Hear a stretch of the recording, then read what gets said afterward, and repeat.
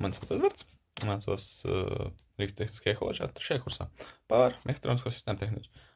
Metināšanas pieredzi. Pašlaik metinu gadu. Pirmo reizi metināju 2024. gada martā.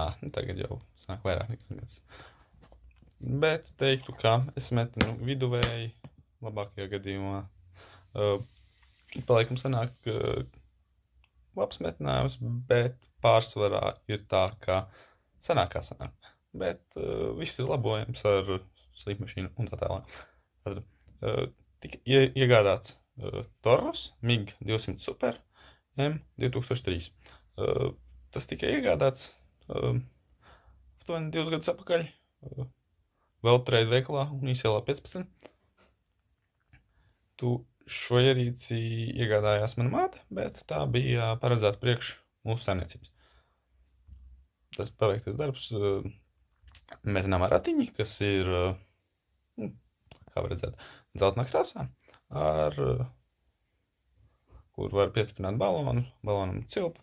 Balons turās ļoti stingri, pats notestēju, var mierīgi vilkt balonu uz jebkuru pusi, ratiņi kustās, nevis balons izskatīs. Un metināšanas process, tas ir pārsvarā metinu ar pusautomātu, arī ar elektrodas metinājums, bet nepārāk.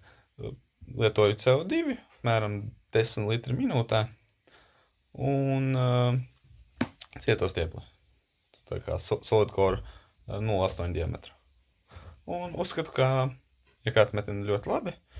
Vienīgā problēma ir, ka nav atsevišķa regulēšanas kloķa priekš sprieguma, un būtu vēl ērti, ja varētu tālāk šos iesaistītos režīmus pēc sprieguma, ko iekārta ņem, ka varētu arī pieregulēt vēl stieples padeves ātrumu, bet nevar attiecīgi viss, ko no iekārtas var sagaidīt, ir pilnīgi, ko es sagaidu.